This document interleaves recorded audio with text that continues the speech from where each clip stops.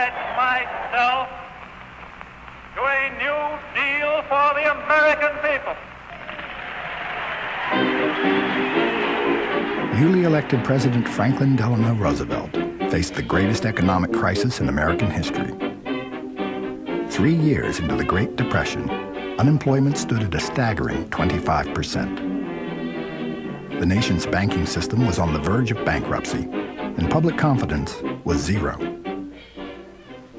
This great nation will endure as it has endured, will revive and will prosper. Aided by an energetic and forward-thinking cabinet known as the Brain Trust, FDR's administration launched a head-on assault on the Depression. It's like quitting a morgue for the open woods. Happy days are here again, the skies above are clear. During Roosevelt's first 100 days in office, emergency banking legislation reopened stable banks and for the first time guaranteed deposits. Work relief programs created jobs for the unemployed, and the Federal Emergency Relief Act provided funds for the destitute. Farm subsidy legislation sought to stabilize and raise crop prices, and the Tennessee Valley Authority promised jobs and electric power to a great swath of the rural South. Perhaps Roosevelt's greatest accomplishment was to give hope to the American people. He brought a vast reservoir of confidence to the presidency, a positive outlook, and a reassuring voice to a troubled nation. Let me assert my firm belief that the only thing we have to fear is fear itself.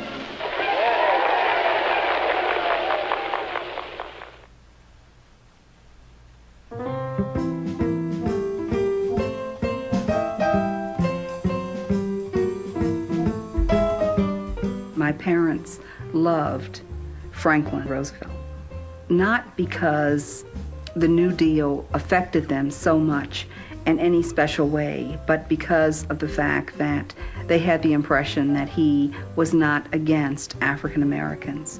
They felt that he liked and respected black people. My grandfather, who was a staunch Republican, did not like FDR whatsoever.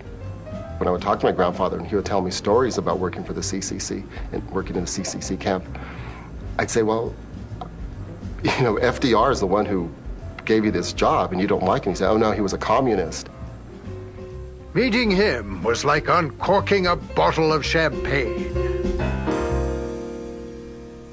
I am an exceedingly mild-mannered person, a practitioner of peace, both domestic and foreign, a believer in the capitalistic system, and for my breakfast, a devotee of scrambled eggs. He was a charismatic aristocrat. In other words, there was very little, if you looked at his background, that would allow you to think that he was going to be able to relate to the common person. Ladies and gentlemen, the President of the United States. My friends, I want to talk for a few minutes with the people of the United States about banking. Among the things that he had was the ability to communicate through this brand new mass electronic medium called the radio, a sense of intimacy with millions of ordinary Americans. After Roosevelt's first fireside chats, in the following week, in 1 week, the White House received 450,000 letters from just ordinary Americans, just responding at will to this presidential talk. And the White House mailroom had to hire something like 115 or 120 people to handle this volume of mail. He could be flexible. Where Hoover was rigid, he would consider all kinds of ideas. It was said that he usually agreed with the last person who talked with him on any given day. So he was willing to experiment. Almost immediately, what he starts to do is institute a series of programs that are designed simply to get people temporary work. And if that means putting them on programs that the federal government will pay for, building programs around the country, or even direct relief programs, he's willing to do that. And the object is pretty simple. When you get people working, what they have is income. And when you have income, what you can do is you can start to not only provide for your family, but you can start to build back up an economy that is in a death spiral. I got a position at this bank after being out of work for 2 years, and am I happy? I don't know whether it's Roosevelt, beer, or this good old summer weather, but business is sure booming. I'm beginning to make a little money and thinking very seriously of paying off a few of my old 1929 debts. The priority agenda was not simply ending the Depression or alleviating the effects of the Depression. The priority agenda was to restructure American society and the American economy in such a way that future depressions would be far less likely, and that what wealth there was in the society would be more equitably distributed, and more Americans would participate in what we might broadly call the mainstream of American social and economic life.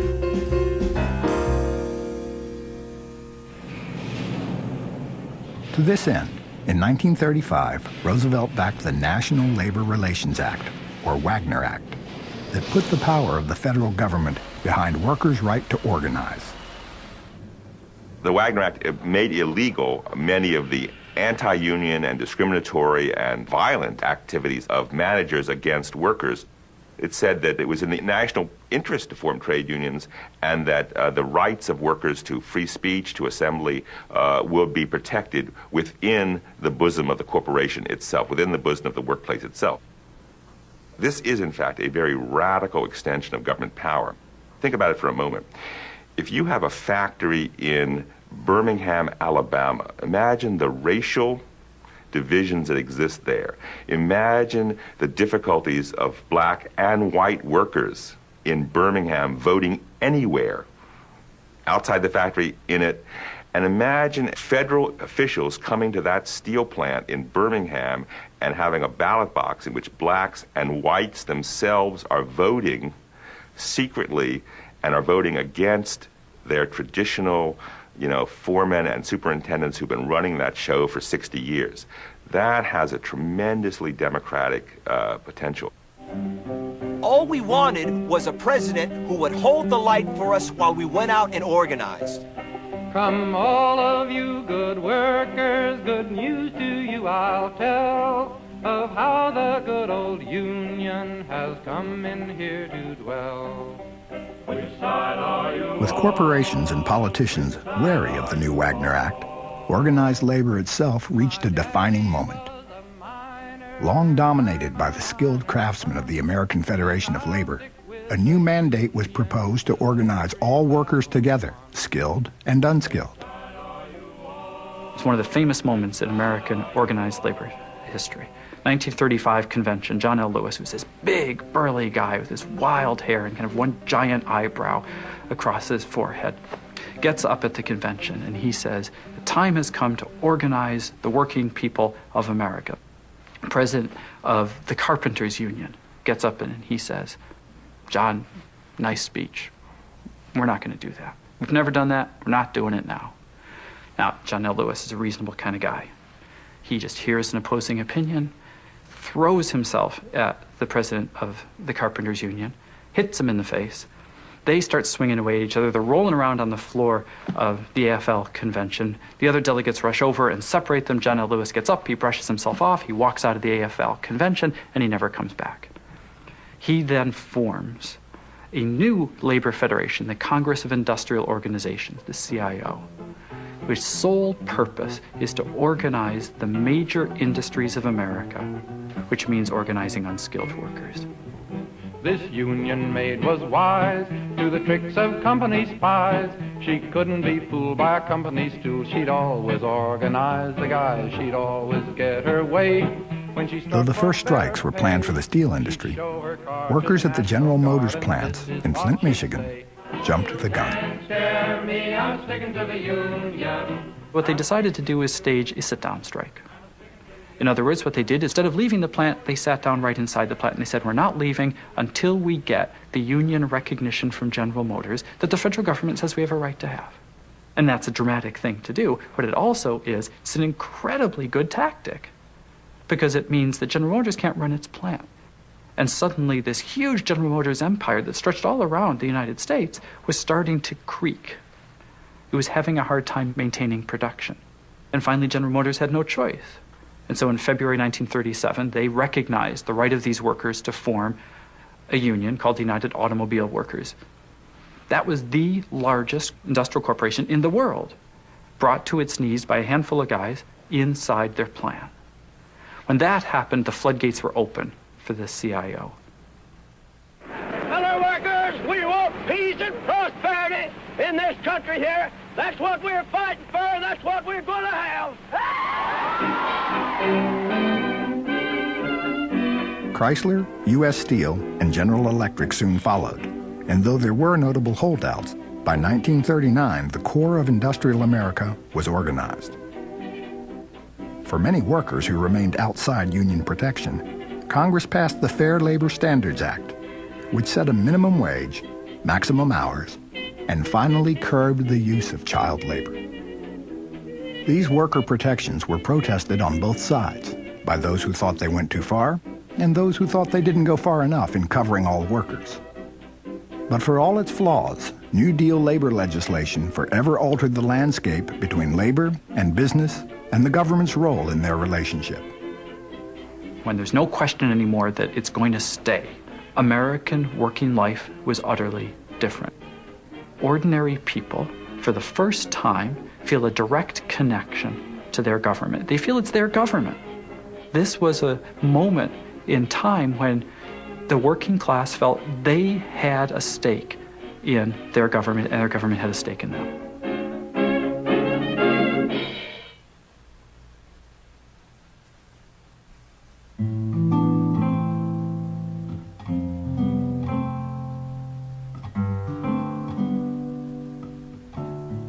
One constant aspect of the Great Depression was the public's high level of fear. Fear of economic insecurity mainly, but also fear that the government could not cope with the crisis, that the American way of life could not be sustained. Roosevelt sought to diminish this fear by passing legislation that provided psychological as well as financial relief. The FDIC insured bank deposits. The Securities and Exchange Commission brought oversight to the stock markets. New Deal labor legislation protected workers from their employers. But no single piece of legislation identified the New Deal like the Social Security Act. Vast, complicated, contentious, and incomplete, it nevertheless changed Americans and their relationship with the federal government forever. We remember that as probably the single most lasting and consequential achievement of the New Deal. And its very title, Social Security Act, is a reminder of what the core agenda of the New Deal was, to make life more secure for more people. That is the alpha and the omega, it seems to me, of what the New Deal was all about. We can never insure 100% of the population against 100% of the hazards and vicissitudes of life, but we have tried to frame a law which will give some measure of protection to the average citizen and to his family against the loss of a job and against poverty-stricken old age. Social Security had to accomplish two real economic objectives: to make old age more secure and to protect against unemployment. Accepted today, it was radical at the time. It's an act set up to transfer money from those who have jobs to retirees. Vast majority of Americans had no way to retire on pensions. By the time they could no longer work, they had no means of support. And so it was addressing that social problem. What it was also doing was setting up a mechanism that made it possible for people to retire at a reasonably young age and open up jobs for younger people. Because once people stepped out of a job at 65, knowing that they had some way to support themselves, well, of course, a job would open up and you would get younger workers in. And just in the same way that unions were meant to get income into the hands of working people, Social Security was going to get income into the hands of retirees. And of course, again, that basic idea is then they'll have something to spend, and you'll spend your way out of depression. Social Security neither covered everyone nor satisfied everyone. As with labor legislation, political compromise had given the bill an awkward shape. Most women were excluded. Most African Americans, male and female, were excluded. The dominant reason is really nothing more than discrimination. Throughout the 1930s, the Southern Democratic bloc had veto power over an awful lot of New Deal legislation. Franklin Roosevelt depended on Southern politicians in Capitol Hill to get his programs through. And what they did not want to see was a program that provided economic security to African Americans who were living under a system of racial domination in the South. It excluded job categories that were predominantly African American. So farm laborers, they were excluded. So too were an awful lot of Latino Americans. And it would take years to make sure that coverage extended out to all those people. But the basic premise, once that premise was in place, then it could be expanded, and that was hugely important. New Deal labor legislation, including the Social Security Act, owed much to Secretary of Labor Frances Perkins, the first female cabinet member in American history. A social worker from New York State, she had been instrumental in early legislation designed to protect immigrant factory workers. She had a tremendous credibility. She presided over the expansion of the welfare state and over the expansion of the laws which gave workers the right to self-organization. And so she became to be a symbol and a sort of moral force, and symbolizing that sort of that New Deal spirit. The Department of Labor building in Washington, D.C. is called the Frances Perkins Building because she symbolized its strength and its concern.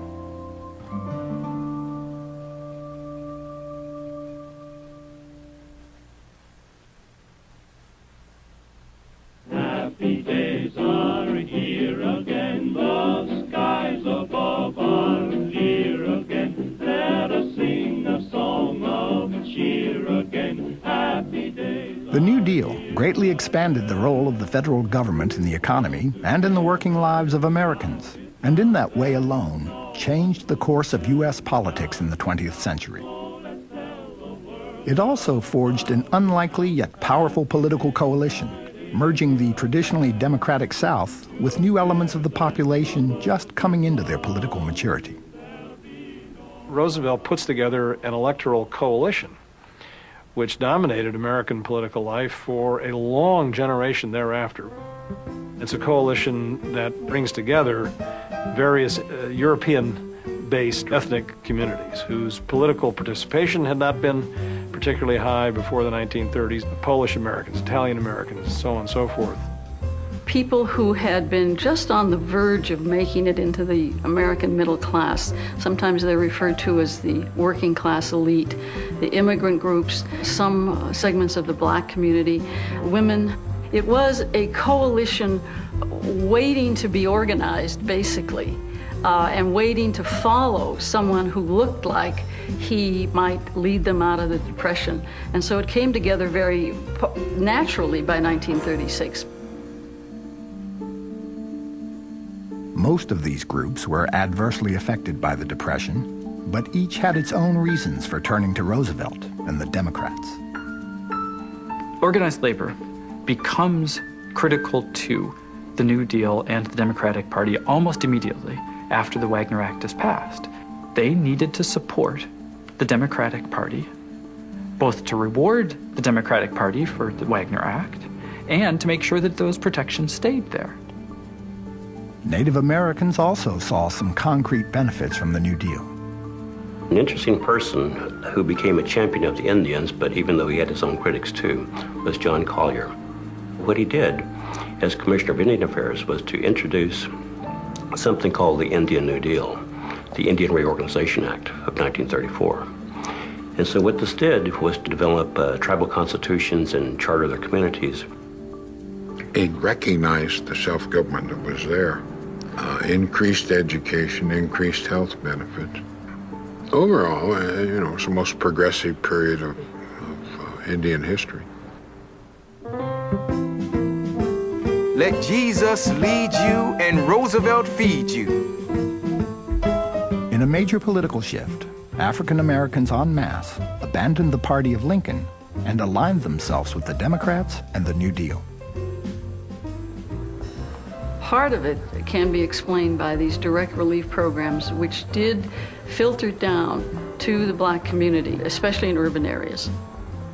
But also, to a certain degree, credit, I think, has to be given to Eleanor Roosevelt, who reached out to the black community and black organizations in ways that her husband never did, and in ways that most of her husband's advisors never did. She was really crucial in building that bridge, I think, between the upper class WASPs and the lower class blacks and lower class immigrant groups. I hope the day will come when all the people of this country will understand that cooperation will bring us happiness. Eleanor Roosevelt was the mortar in the New Deal coalition and a woman of tremendous influence throughout her husband's presidency. With Roosevelt's blessing, she forged a leadership role for the First Lady. I think Eleanor Roosevelt is a deeply intriguing figure, and she used to tell a story on herself on I believe it was her honeymoon trip, actually, to Europe when she first married Franklin. At some event, she was asked a question about American politics, and she had no clue what the answer was, and she was embarrassed by this. So she set out to learn something about the life of the society of which she was a part, and its politics especially. Her role during the New Deal was absolutely singular and very important. Not only did she try to look after the interests of women and the interests of blacks and the interests of workers, and to visibly go around the country, because FDR couldn't go around the country because of his own disability. She became the eyes, the ears, and the legs of the New Deal, and she humanized the New Deal. Even though most of them didn't alleviate the problems of the poor, Eleanor was out there looking like they were going to and talking like they were going to. In that complete stagnation of business, of mines, and of farms, there was only one agency capable of starting things going again: the government.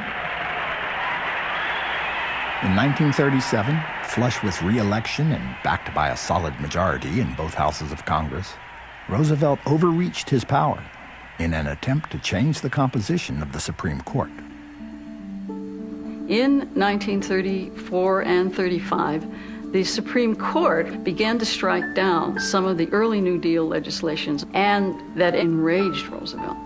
So he came into office for his second term with this landslide behind him, feeling his oats, so to speak, and looked at that court and said, I'm not going to have this happen again. I'm going to pack it. Every Supreme Court justice who doesn't resign within 6 months after turning 70, I'm going to add a member to the court. It was really a stupid idea, unsophisticated at every level, unconstitutional at every level. I feel that the end which you desire to attain does not justify the means which you recommend. Nobody was going to buy it. The liberals weren't going to buy it. The conservatives weren't going to buy it. And then it was unnecessary, as it turned out, because the court started to approve in 1936 major New Deal legislation. Although frustrated in his attempt to pack the court, Roosevelt ultimately appointed an entire Supreme Court bench through constitutional means. His long and powerful tenure in the White House marked the beginning of the modern presidency. Before the modern presidency, before FDR, Congress really ran things in terms of both domestic and foreign policy. And the modern presidency puts the president in control. And the only control really over the power of the modern presidency is the control the president has over himself, which puts us in kind of a scary situation sometimes.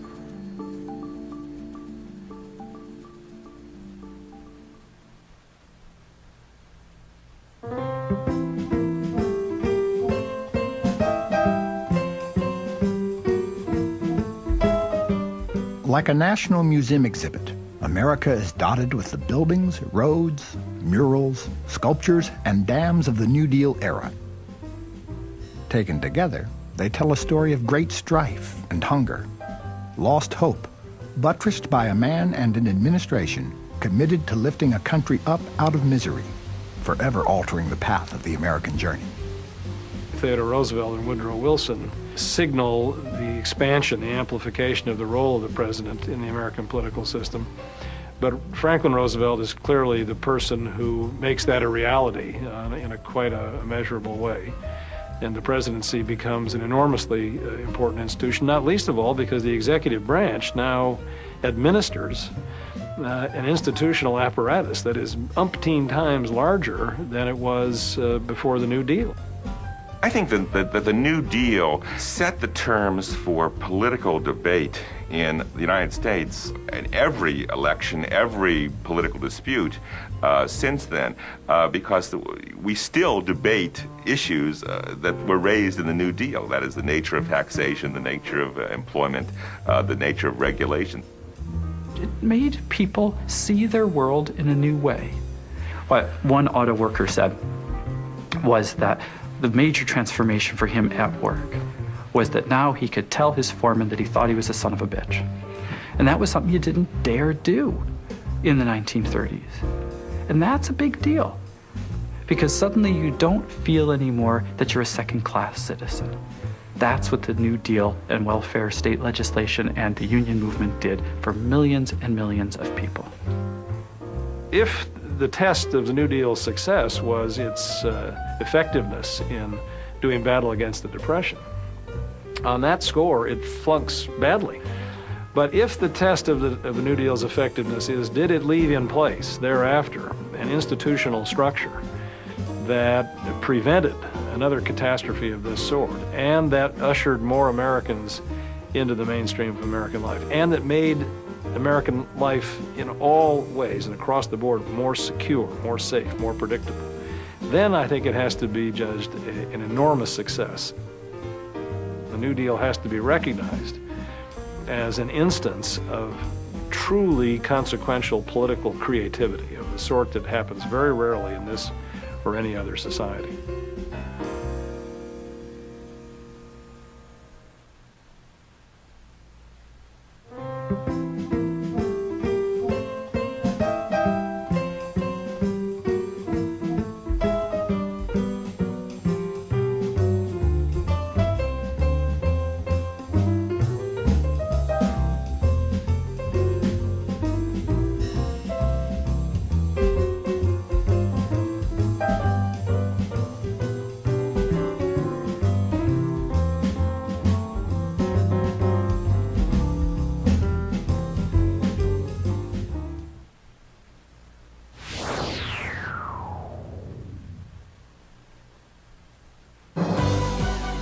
We are PBS.